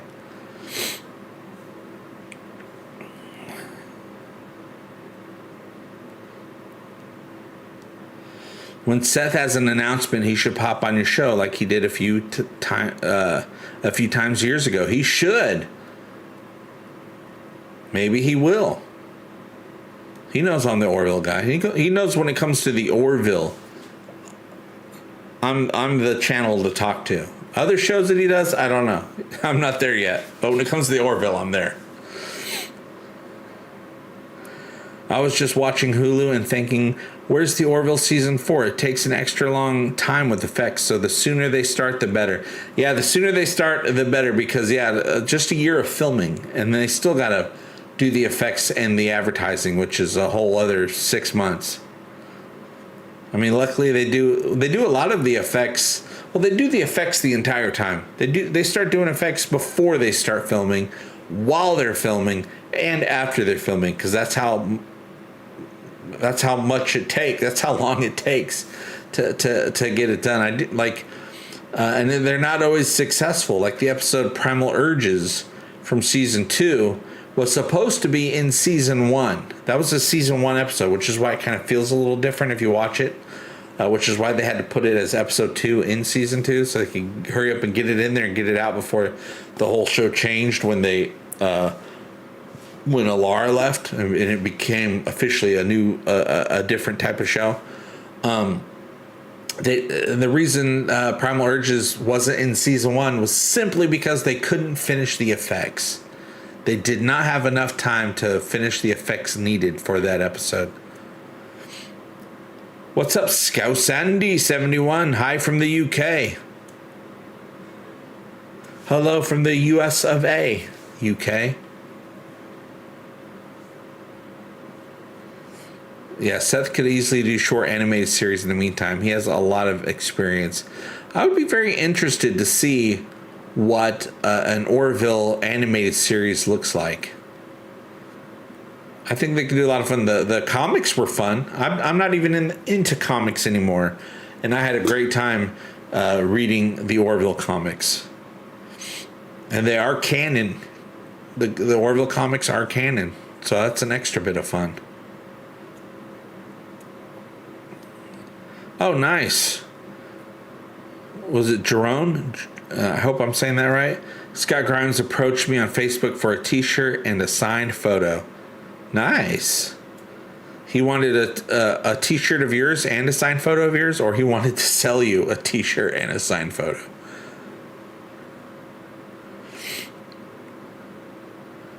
It would look like Star Wars Clone Wars. I hope it would look nothing like Star Wars anything, but you never know. I would hope it would look like Scooby-Doo. Or G.I. Joe. Actually, let's do G.I. Joe.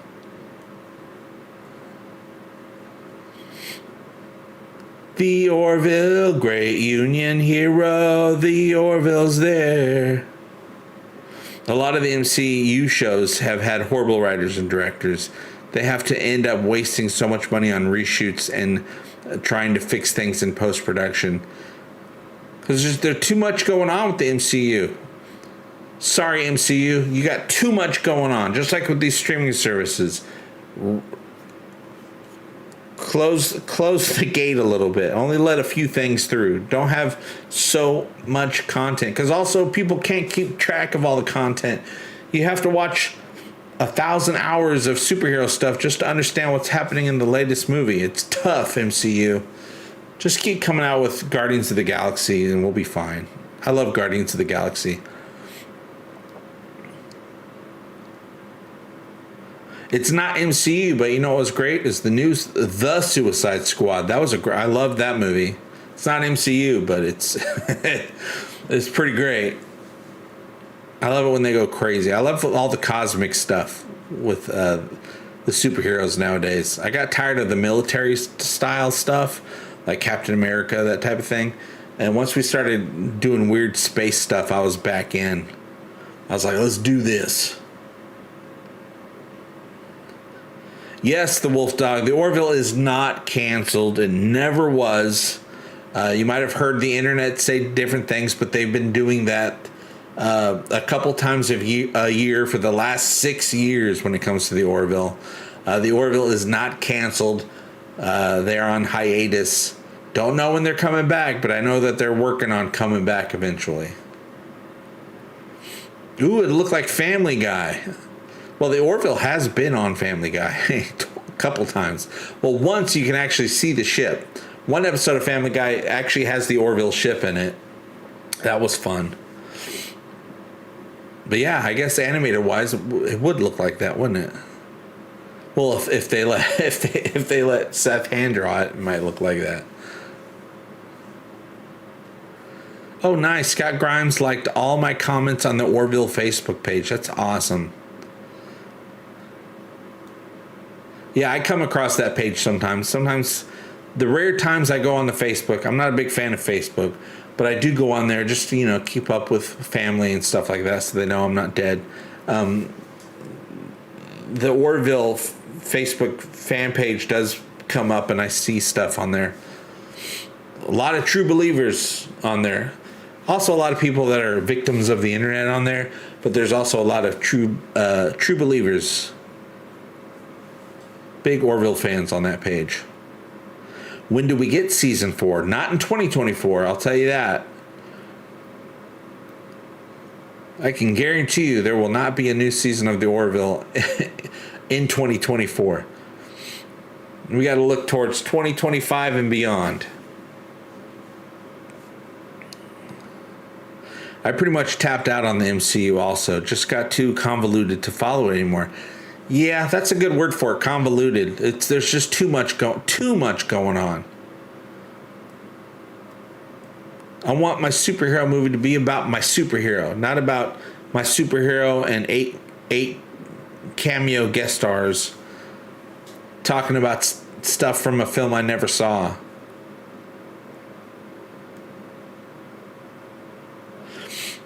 Brian Campbell says, I doubt Seth MacFarlane would give up on the Orville, but bringing the band back together might be a difficult feat. Maybe for Adrian Palicki, but I'm pretty sure everyone else is in on it. But of course, who knows what will be going on, what they'll be filming, what shows they might have work on or may not have work on. Getting work isn't that easy. There's a lot of actors out there. There's even a lot of famous working actors out there that are having a hard time getting gigs. So if Seth says, hey, you want a whole year of acting work with a bunch of people you like, I bet you she and everyone else will say, heck yeah, I got nothing else going on.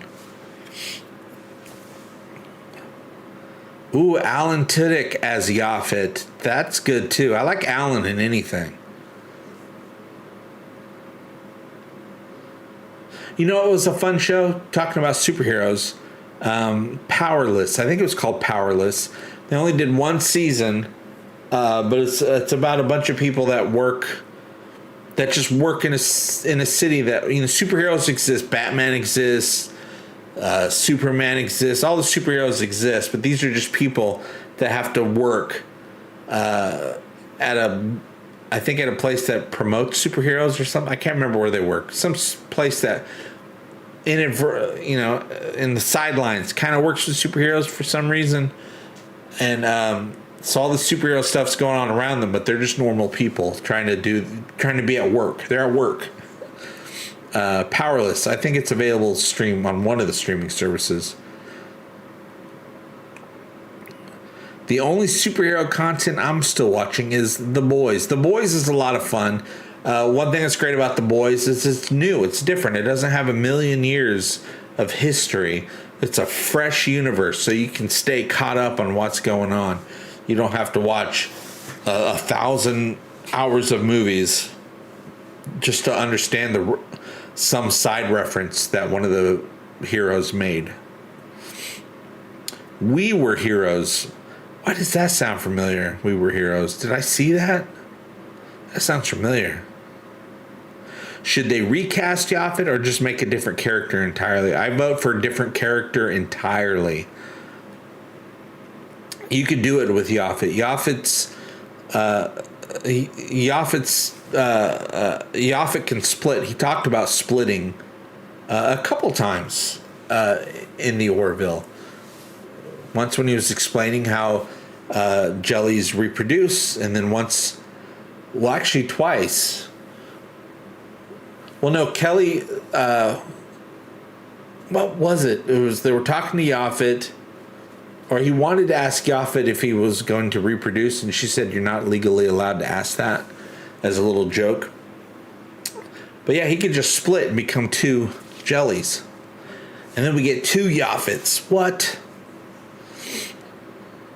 But yeah, I would not recast Norm Macdonald. I would just make a new character as an ode to Norm Macdonald. So we know Yaphet is technically still alive and out there. It's just two different creatures now. Sounds like that one movie that came out last year, JP, but it was the only one superhero working a normal job that retired. Ooh, maybe I didn't see that. Powerless. They built devices that would help protect the innocent from the superpowered. Collateral damage. So it's like a collateral damage. They're building things to help protect people from getting hurt when superheroes are out doing their thing, causing a bunch of collateral damage. So they're there to try to protect people from the superheroes. They're not against the superheroes, but the superheroes cause problems and they need to help fix it. Oh, the show Heroes was good. I think with Heroes, I really enjoyed the first two seasons. I don't think I enjoyed season 3 as much. But I don't think anyone enjoyed season 3 as much. But season 1 was amazing. Season 2, I enjoyed. But season 3, I was like, kind of getting over this universe. But yeah, Heroes was great. I haven't seen Gen V yet. We Were Heroes sounded like a World War II movie. The Boys is super anti-heroes. Sometimes you have to die in order to live. And how? Heroes was a JJ show and had Quinto in it before he was Spock. Back when he was just Quinto. Or wasn't his name Skyler? Was his name Skyler in the show? I kind of remember him being Skyler. I can hear Brendan Fraser as one of Yaphet's race. He is good in everything. Have you watched Doom Patrol? Yes. I think Doom Patrol had a current season that I didn't see, but I saw the first 2 seasons. Was it 2 or was it 3 that I saw? I can't remember. How many seasons do they have at this point? If they have 3 seasons, I only saw 2. If they have 4 seasons, I only saw 3. Season 3 of Heroes was killed by the writer's strike that was happening then. I remember that writer's strike. I lived in LA during that writer's strike. I remember a lot of people during that strike hanging out at Starbucks. A lot of writers hanging out at Starbucks back then because they couldn't do anything else. when they weren't picketing. That was Skyler. Yes, Skyler is from Breaking Bad. Skyler was the name of Walter White's wife. Skyler. That's the name that Quinto had. What's up, Joe Flippo? How you doing? It's actually, it's been almost 2 hours. I'm going to have to end this stream in 9 minutes. Because I got to eat dinner. I got to go say hello to my wife. And then I got to get ready for bed so I can wake up in the morning and go driving around doing rideshare until this channel gets remonetized. 1 month from today, I'm able to reapply for monetization on this channel. And if I get approved, no guarantees, it's on. That's when it's on. That's when we're going nuts on YouTube. Because also over the years, I've gotten to the point where I'm like, I don't want to put this out. I don't want to put that out because it's not going to do this, or the algorithm doesn't like that. I don't care. I'll put out whatever I want to put out. YouTube. So you'll see me more often, you guys. You can always hit your PP corner icon too. That's right.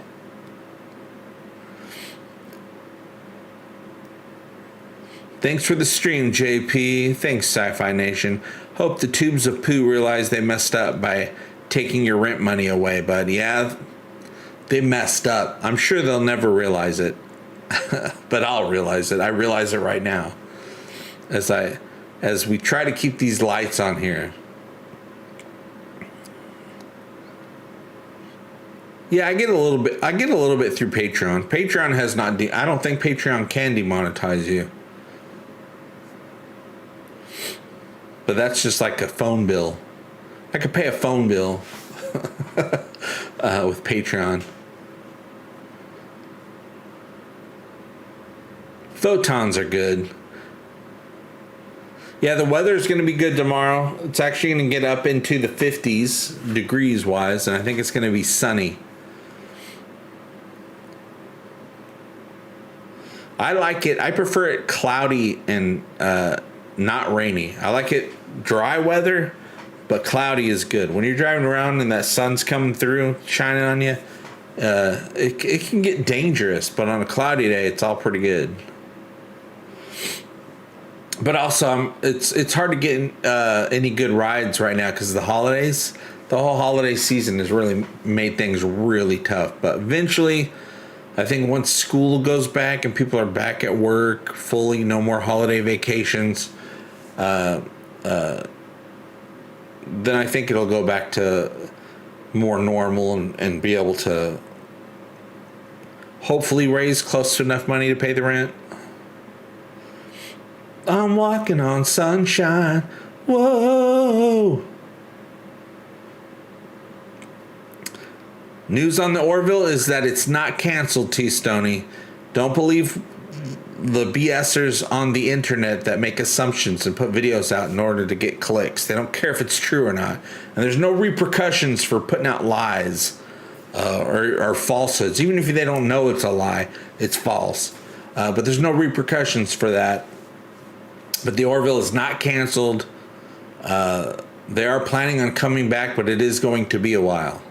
I don't know how long that means. But I do know it's going to be... you got to wait for Seth to finish all his obligations so he can come back. And I think it'll be on Disney Plus.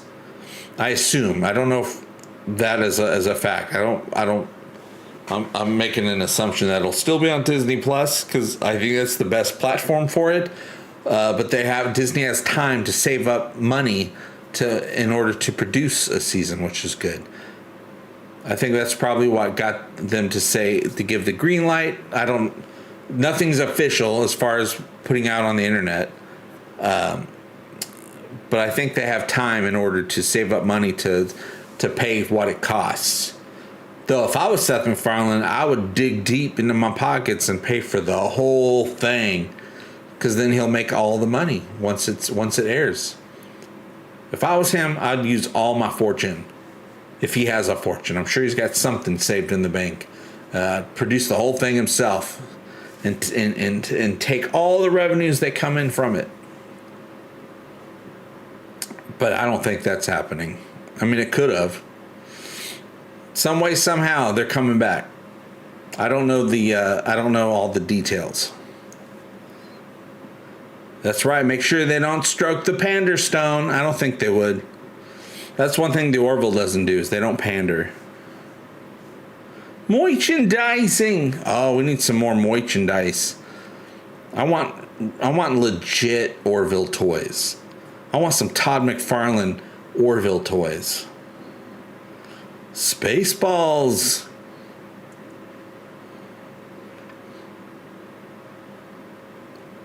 Obadijah says, I would support him producing it himself. I would too. I would love it if he produced it himself. Also, there's no word yet, though it's obviously eventually going to happen. Season 3 on DVD or Blu-ray. It's got to happen at some point.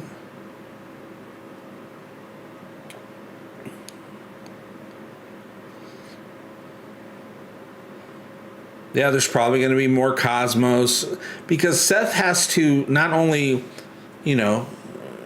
make a thing himself, like the TED series coming out in 2 weeks. TED series, check it out. We're all going to check it out together. But he has to produce stuff too, where he just comes up with an idea and tells people, hey, go make this thing. So like Cosmos, maybe some more Bill Nye stuff, some more documentary style stuff, maybe even another show. I would love A Million Ways to Die in the West, the TV series. Seth just plays it by his own game. He does, because he can now. I mean, I'm sure he got big enough over the years and where he kind of calls the shots. I mean, he can up to a certain point. I mean, still, you got to deal with the Hollywood machine. You gotta play his own rule, play by his rule. No, he has to play his own game within their rules.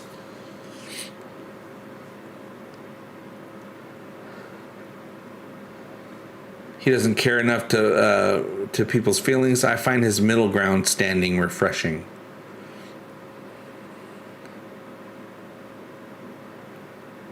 Remember when Battlestar Galactica made a bunch of YouTube shorts, Razor, during a lull? Was Razor short? I remember it being like full length. I could be wrong, though. That was forever ago. Yeah, Stephen Kennedy, I'm with you. I'd love to see Priya Levesque come back in season 4. I would love it if we find out that Priya snatched Charlie right before she exploded and has her captive and using her for her fourth dimensional mind. Yeah, the TED series is basically a simulator program on the Orville. A lot of people from the Orville worked on the TED series. And I know a lot of people, I remember when the TED series was announced, people said, oh, the Orville's canceled. He's working on the TED series now. The TED series finished filming over a year ago. It only took a couple months to film the thing. It's not the Orville. It's a teddy bear show. It doesn't take it's not as much of a commitment.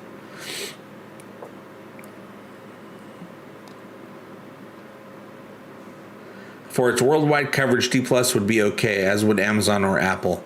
The slight drawback is the future doesn't look bright for the mouse. Poor box offices, the Hulu merger, and the Ready Creek audit. I wouldn't worry about it. Disney's Disney. They'll overcome all. If they're not doing well in sales, eventually they will again. The box office draw will come back. I wouldn't worry about it. It's just business. Sometimes in business, you're down, sometimes you're up. And when you're a company that's been around for that long, you figure it out. But they do need to spend less. They have too much content. All the streaming services pretty much have too much content.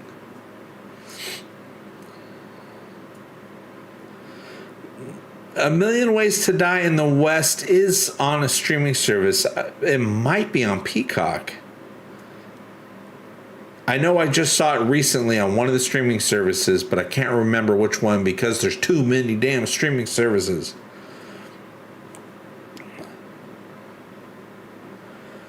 Oh, Caprica. That was the new Caprica series. I think it was just called Caprica. I believe Doug Drexler, who works for the Orville and works for Star Trek and designed the NX-01, also worked on Caprica, I believe. No, I won't watch Rings of Power, I bet. I mean, whether I like it or not, there's just too many things to watch. So that'll be the biggest reason I don't watch it. I don't have any opinions on it. Yeah, oh yeah, Gordon split into 5 copies from the Arnow device. He might have split into even more. If you go back and rewatch it, there might be more than 5 there. There might be 6 or 7. But you have to really look closely. Yeah, and one of them, he went back into the early 90s and became a dad in Boston, where his son has a live living teddy bear. No, didn't watch Rebel Moon. It was a good time. Well, it doesn't matter what people say because I don't trust anybody's opinion because I like what I like, and it doesn't mean it's good or not good. I like things that are horrible. I like things, and I hate things that are good. No, I haven't watched it. I saw a lot of people complaining about it, but that's the internet. Anything that comes out, you're going to find people complaining about it. You just have to watch it yourself to find out if you like it or not.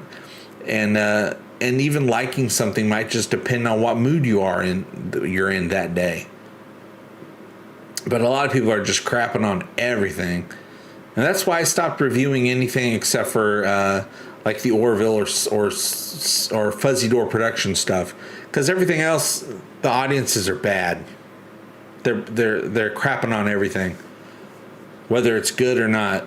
And usually nothing is bad enough to really crap on.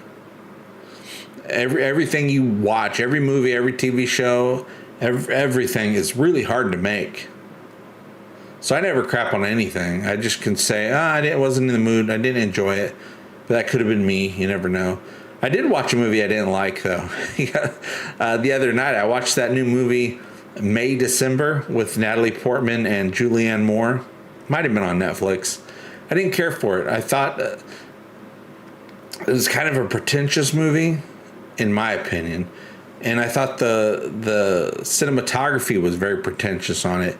But nothing's more pretentious than the positive reviews people were giving, because they feel like if you don't give it a positive review and be all whimsical and stuff, then you have no taste, because it's one of those types of movies where you're supposed to like it. And if you don't like it, it's because you have a garbage brain or something like that. I watched it. I did not care for it. I thought, this movie keeps acting like something's going to happen and nothing ever does. But maybe you would like it. I don't know. My opinion isn't everyone's opinion. That's right, Irie. JP is cool every day. I try to keep it cool. One Piece, that's on Netflix. I see that thumbnail all the time. I haven't watched it yet. But Rodney also says Rebel Moon was good, in my honest opinion. Worth the time to watch. I might get around to it. When I saw people crapping on it, it made me want to watch it more. Because I'm like, let's just see if it's not good or not. Or if you're just being an internet person. Sometimes I watch something that badly reviewed just so I can prove that it's not bad. Right there, Chris says Rebel Moon was one of the most disappointing movies I've seen in a long time. I was really looking forward to that. See, that's your problem right there. You look forward to it. You have to go on with no expectations on everything you watch, and I guarantee you'll enjoy more things. But don't watch May December. I did not care for that movie. And I usually don't talk about movies I don't care about, but I did not care for it. They kept trying to make me think something was going to happen, and nothing ever happened. T. Stoney says, yeah, that was true for me and Strange New Worlds. Not a fan of Kurt's Trek, but Strange New Worlds has surprised me. Also enjoyed Lower Decks. Yeah, I enjoyed Lower Decks. I enjoyed Strange New Worlds. Actually, I enjoyed everything except for I don't enjoy Discovery that much. I don't hate Discovery. I just don't enjoy it as much. I'm not along for the ride as much as I am with all the other Star Trek that's out. Yeah, unfulfilled suspense is just tension. Yeah, it even had, the movie even had, May, December, even had this, you know, it always has like tension music in the background, like a Hitchcock film or something like that. And then at one point, there's something going on in the kitchen. Stuff's going on in the kitchen, not much, but little stuff's going on in the kitchen. And then all of a sudden, in the movie's the music is really tense, and all of a sudden there's silence, and it zooms in on Julianne Moore looking in the refrigerator. Zoom. Movies don't even zoom anymore. It's been since the 70s that movies zoomed in on her. They zoom in on her, and she said something like, there's a dramatic pause. I think we're out of milk. Cut to the next scene. What? I think we're out of milk? That's what the zoom was for? And the beat of nothingness before she said it? The music stopped. Dun, dun, dun. Stop. Zoom. I think we're out of milk. Next scene. What? I think Prodigy is on Netflix now. I think I saw it yesterday, Curtis. And isn't there a new season of Prodigy coming as well? Remember when Prodigy was canceled? But now it's not. Now it's not canceled. More's coming, right? No, not Milk. Money Heist, another spinoff, came out today on Netflix. Money Heist. I keep hearing good things about Reacher. Isn't that the show that real muscular dude is the star of that show, isn't he? 1670 on Netflix about medieval Poland was fun. Well, what's not fun about medieval Poland? Or should I say medieval? I think you're supposed to pronounce it medieval. But it don't matter. My homework assignment is to watch Rebel Moon, decide if those of you who liked it are correct or if those of you who are disappointed are correct. Or maybe neither of you are correct, and I'll watch it and I'll be correct because I'll watch it and I'll go, it's okay. And then I was the one that was correct. We'll find out once I watch Rebel Moon.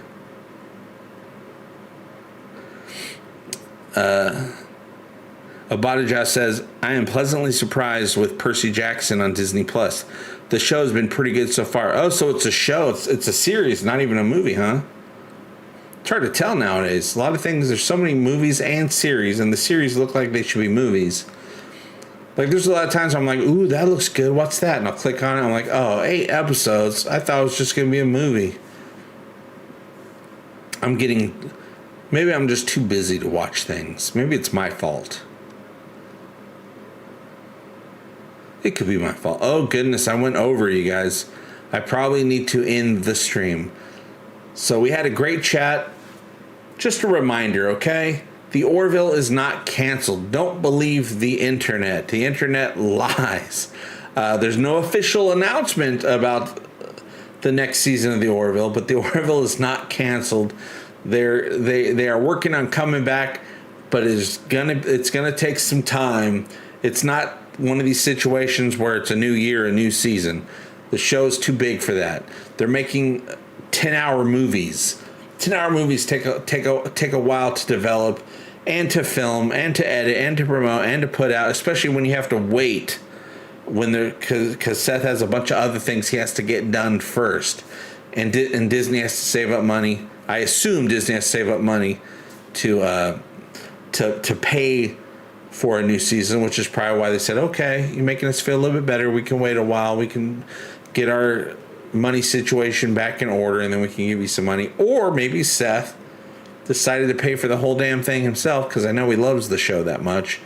I'd be really cool if he decided to pay for the thing himself, maybe in conjunction with Peacock. I would love it if the Orville went to Peacock because it would still be available all over the world, just on different platforms like they did in the previous seasons. But I think Disney's the best place for it because it's a one app worldwide.